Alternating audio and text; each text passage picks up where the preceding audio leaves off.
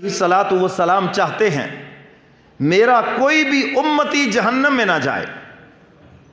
کافر بھی حضور کی امت میں داخل ہیں، حضور چاہتے ہیں میرے دشمن مخالف جنہوں نے نہیں بھی مانا یہ بھی کلمہ پڑھ لیں اور یہ بھی جنت میں چلے جائیں۔ سبحان اللہ، اس قدر حریص ہے کہ ہر ایک جنت میں جائے۔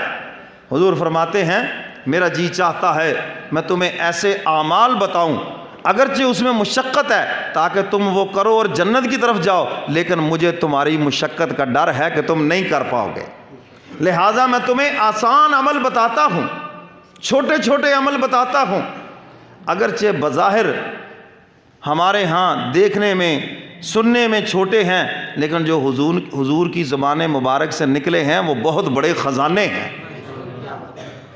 حضور کی زبان مبارک سے نکلے تو بہت بڑے ہیں۔ میرے محبوب فرماتے ہیں جو بندہ فرض نماز کے بعد آیت الکرسی پڑھ لے وہ جنت میں ضرور جائے گا، کہو انشاءاللہ۔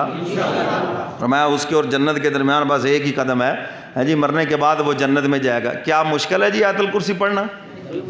کیوں جی مشکل ہے؟ بتاؤ بھائی۔ اچھا کوئی ایسا ہے جس کو آتی نہ ہو؟ آتی ہے ماشاءاللہ، سن لوں ہے بھائی، دیکھ لو، سن لوں، دیکھ لو ہے، چلو اچھی بات ہے۔ نہیں بھی آتی تو یاد کر لو، یہ جنت کے اندر جانے کے جو بہانے ہیں ان میں سے ایک بہانہ یہ بھی ہے۔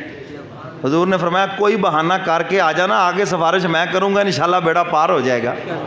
تو یہ بہانہ ہے، بہانہ نہیں، حقیقت یہ ہے، یہ خزانہ ہے۔ یہ کیا ہے؟ کیونکہ حضور کی زبان مبارک سے نکلا ہے۔ نماز کے فوراً بعد پڑھ لیں، دعا کے بعد پڑھ لیں، سنتوں کے بعد پڑھ لیں، بالکل فارغ ہو جائے مسجد میں اس وقت پڑھ لیں، تب بھی یہی فضیلت ہے۔ کیونکہ حضور نے فرمایا جو فرض نماز کے بعد آیت الکرسی پڑھے گا جنت میں جائے گا، ہے تو یہ کوئی مشکل کام ہے؟ حضور علیہ الصلوۃ والسلام نے ارشاد فرمایا حدیث مبارکہ، فرمایا اگر کوئی کھجور کا ایک ٹکڑا بھی اللہ کے رستے میں صدقہ کرے تو فرمایا یہ صدقہ اس کا جنت میں جانے کا ذریعہ بن جائے گا۔ کیا حیثیت ہے کھجور کے ٹکڑے کی! اور حضور فرما رہے ہیں اس دھرتی کے اوپر جہاں پر کھجوروں کے باغات ہیں، جہاں گدھے گھوڑے بھی کھجوریں کھاتے ہیں، حضور فرماتے ہیں اگر کوئی کھجور کا ایک ٹکڑا بھی صدقہ کرے اللہ اس کو بھی جنت میں داخل کر دیں گے۔ کیا مشکل ہے کوئی؟ ہے اللہ نے آپ کو دیا ہے، صدقہ خیرات کریں، زیادہ دیا ہے زیادہ کریں۔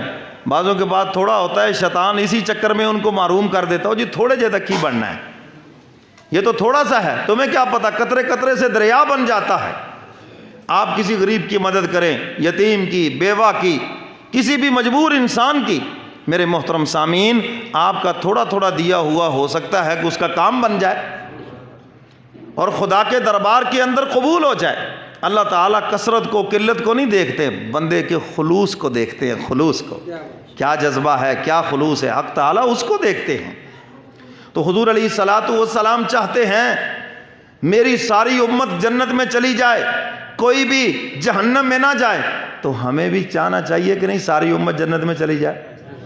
کیوں جی کوشش کرنی چاہیے نا، فتوے نہیں لگانے چاہیے جو وہ جائے میں جاؤں گا وہ نہیں جائے۔ کیوں بھائی وہ کیوں نہیں جائے گا؟ وہ بھی جائے گا انشاءاللہ، پتہ نہیں اس نے کون سا عمل کیا ہو اور وہ خدا کے دربار میں قبول ہو گیا ہو اور اس کی جنت کا فیصلہ بھی ہو گیا ہو، یعنی کون سا عمل کیا ہو۔ تو اس لیے میرے محترم سامعین کسی کے بارے میں خواہ مخواہ بدگمانی نہ کریں، فلاں جنت میں نہیں جائے گا جی، فلاں نہیں جائیں گے، سب جائیں گے، سب کو ہو انشاءاللہ۔ دو چیزیں ہیں، ایک تو عقیدہ انسان کا کمزور نہ ہو، عقیدہ پختہ ہو، اور اس کے متعلق چونکہ بات ہو گئی ہے، اور دوسرے نمبر پر انسان کے معاملات کمزور نہ ہوں، معاملات میں کھوٹا نہ ہو، کسی کے پیسے نہ دبائے ہو، کسی کی زمین نہ دبائی ہو، ہاں کسی کو ناحق جو ہے قتل نہ کیا ہو، اور اسی طرح کسی کے اوپر بہتان نہ باندھا ہو۔ یہ سارے حقوق العباد ہیں اور قیامت کے دن نیکیوں کی شکل میں تلافی ہوگی، اور وہ بڑی سنگین اور بہت مشکل ہے، بہت مشکل ہے۔ اس لیے یہاں پر معافی تلافی کریں، یہاں پر لین دین کر لیں، یہاں پر جیسے بھی ہے ان حقوق سے بری ہو جائیں، ورنہ قیامت کے دن سب سے زیادہ لوگ اس میں پھنسیں گے اور ساری کی ساری نیکیاں لوگ لے جائیں گے، کیونکہ وہاں پر جس کے حق غصب کیے ہیں نیکیوں کی شکل میں ادا کرنے ہوں گے، اور لکھا ہے کہ نیکیاں ختم ہو جائیں گی، حق لینے والے کھڑے ہوں گے خدا کے دربار میں۔ یہ بڑا سنگین مسئلہ ہے، تو اس لیے میرے محترم سامعین، عقیدہ بھی مضبوط ہو اور معاملات بھی کھڑے ہوں، انشاءاللہ العزیز اللہ کے فضل و کرم سے وہ جنت میں ضرور جائے گا۔ تو حضور علیہ الصلوۃ والسلام چاہتے ہیں کہ سب جنت میں جائیں، اللہ اکبر۔ اور حضور دنیا میں تشریف لائے تو فکر امت کی ہے۔ کس کی فکر ہے؟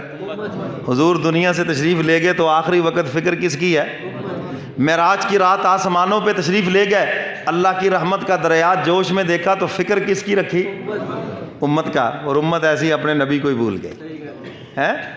جو نبی کہیں بھی ہمیں نہیں بھولا، امت اس نبی کو بھول گئی، اور حشر کے میدان میں مائیں اپنے بچوں کو بھول جائیں گی، دوست دوستوں کو بھول جائیں گے۔ قرآن ہمیں بتاتا ہے یوم یفر المرء من اخیہ و امہ و ابیہ و صاحبتہ و بنیہ، سب ایک دوسرے کو بھول جائیں گے، ایک ہوگا جو اپنی امت کے لیے رو رہا ہوگا۔